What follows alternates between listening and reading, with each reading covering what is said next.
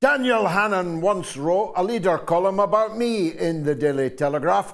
It ended up costing the newspaper more than £2 million, £2.3 million to be precise, and therefore I've always had a special feeling for him. Thanks, Dan. But ever since then, I've never looked at a leader he's written in the Foghorn Daily Telegraph with as much interest as the one he posted just a couple of hours to go.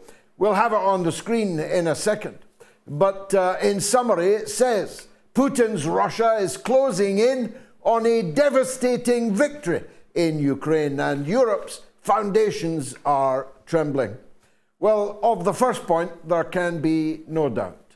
But any fool knoweth, and unfortunately most of those fools are in the governments of Europe and North America, that this war could only end with this result.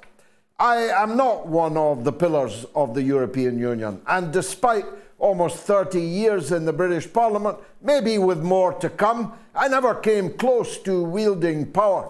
I left school at 16 and had none of the benefit of the expensive education of people like Daniel Hannan, of people like those in charge of the events in the European Union, in the United Kingdom, or in North America. And yet I was able to tell you 18 months ago that this is exactly what would happen at the end of the war. How is that? Why is that? That I know what these geniuses didn't appear to know. Europe, says Hannan, and of this I have no personal knowledge, is trembling. It's on the verge of becoming a new Holy Roman Empire, which was chiefly identified in the following slogan: the Holy Roman Empire is neither holy nor Roman, nor is it an empire, but it was a thing until it wasn't. The European Union wasn't European. Russia is the biggest country in Europe. Moscow is the biggest city in Europe. The Russian economy is the biggest economy in Europe, and it's never been in the European Union. But the European Union wasn't a union either, because a union has a united positions, has united strength, has all the sinews of a union. The European Union has none of those things. The leaders of the European Union are as many and varied politically and personally as it is possible to believe, and many of the European countries are itching to leave the European Union in the way that my own country, the United Kingdom, did. The truth is that the European Union is nothing more than an assembly of vassals of the gerontocratic leadership in Washington, D.C., Joe Biden and co. Now, it's one thing being a vassal of Rome. Julius Caesar was definitely a leader to behold.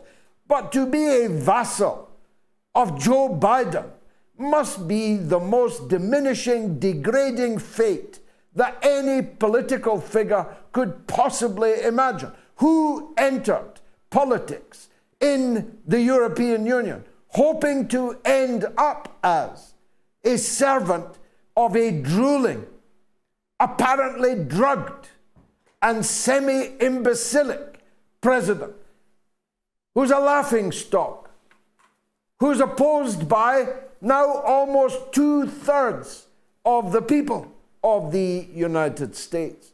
In a poll out today, only 35% support Joe Biden's unending weaponizing, deploying every arm, every weapon, every political maneuver that he possibly can in support of Netanyahu, with the support of only 35% of the people of the United States. Who wanted to end up a tool in the hands of Joe Biden? I can't accentuate enough my contempt, not just for the so-called Democrats in the United States, but the so-called social democrats, the so-called liberals, the so-called socialists even in the European Union. Germany is in microcosm a picture of this, led by little soldier Schulz, bonkers Baerbock. The socialists and the Greens have turned into vampires. They are literally dripping in blood, first in Ukraine and now in Gaza. They are salivating. They are bleeding from their eyes with their hatred for the other in the jungle, as defined by Joseph Borrell. And nothing stops them. No videos, no pictures, no pitiful sights that would move a stone to weep make the German government even blanch. They dig down deeper and deeper. And the same is true, more or less, of all of the governments of Europe. The truth is that these people have destroyed their own countries. Long before Gaza, long before Ukraine, they were on the path to extinction. They were on the path to national suicide. But Ukraine and Gaza have accelerated everything.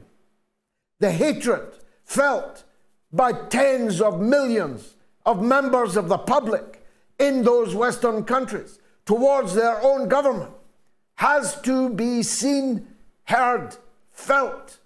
It is eviscerating for the political system in Western countries that everyone hates their government, and where they don't actively hate it, they passively distrust it. And how could it be otherwise? All of our institutions are utterly hollowed out. Take the Metropolitan Police, for example, London's finest. I hope to be in charge of them next May as the Mayor of London. But whether I am or whether I'm not, let me say this. All day I've been looking at pictures and tweets and messages from the Metropolitan Police hunting down two white middle-class English people who they want to arrest in connection to a placard that they carried at the demonstration for Gaza in London on Saturday. Now, I don't know what was on the placard, nor any wish to. What I do know is that is not the most serious crime going on in London this evening.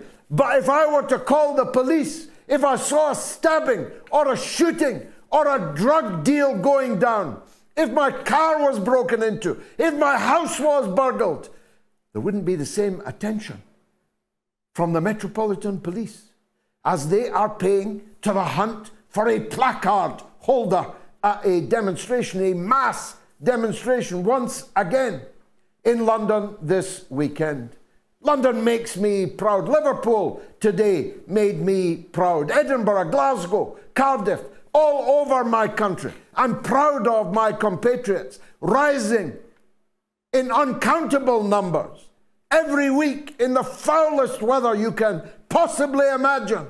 Just wait till the winter comes in and we can't pay our fuel bills. Our people are showing the best of the British. Our government, who don't even seem to be British to me at all, little Rishi Sunak with his American green card in his inside pocket, is just waiting to get on the plane to Los Angeles as soon as he goes down to defeat in the upcoming British general election. His wife is a billionaire, making money even in conflict zones, even in Russia, even in China, and definitely in Israel. The contempt our people feel for our political leaders is deeply unhealthy. It's deeply unhealthy. Our people are becoming sick as a result of it. And they may have written, or they may not, I have no idea, something they shouldn't have on a placard. But the fact that our police are out there hunting for a placard, as all around us, the center folds, our economy crashes, our society burns, burning with hatred and division, tells you everything that you need to know about the state we are in. And where are the liberals? Where are all these liberal institutions? How hollow, how shallow, how meaningless liberalism looks today in the teeth of this imperial rampage coming to an end in Ukraine, but maybe just beginning in the Middle East and West Asia. You know, I watched, amazed, as Hollywood actresses queued up to cut their hair in solidarity with Iranian women apparently forced to wear a piece of cloth over their head. Anyone who's ever been in Iran knows that the cloth is not that tightly affixed, to be sure, and that women are everywhere in public life and running a very great many of Iranian institutions. But be that as it may, where are the Hollywood actresses cutting their hair for the unique plight of women in Gaza? Where are the feminists? Where are the pussy hat wearing Trump haters who couldn't bear the thought that Donald Trump once idly fantasized about grabbing a woman by her pussy, when in Gaza women are being slaughtered in unprecedented numbers?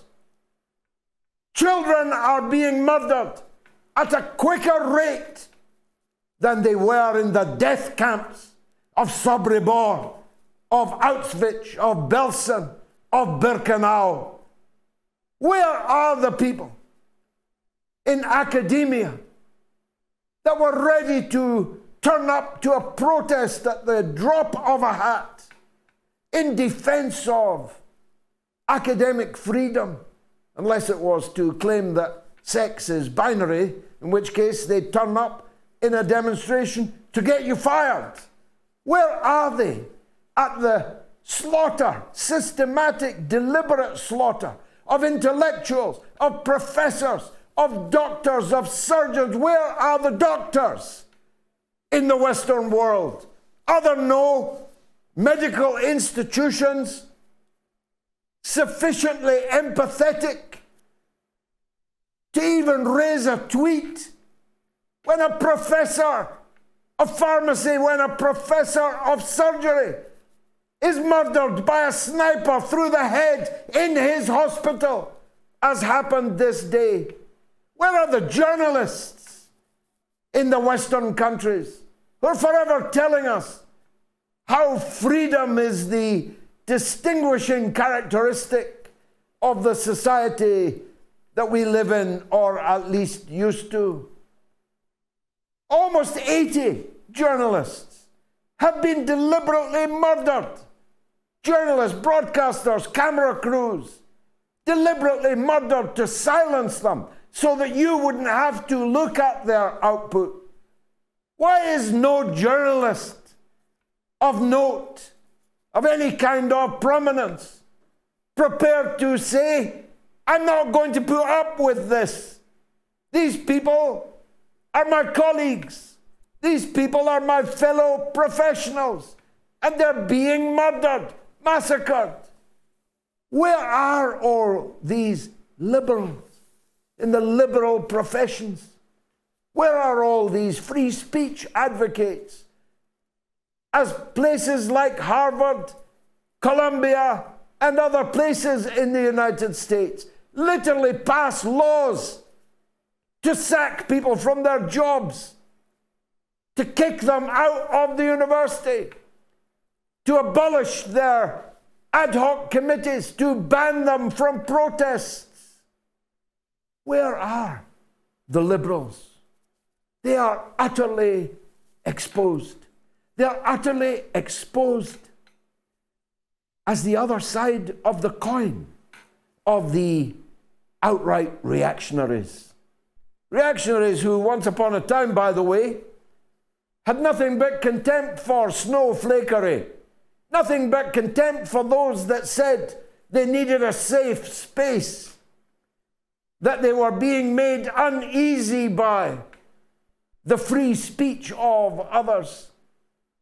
These so-called libertarians, so-called conservatives, are now in the front ranks of those seeking to witch hunt and deplatform, gag those with a different point of view.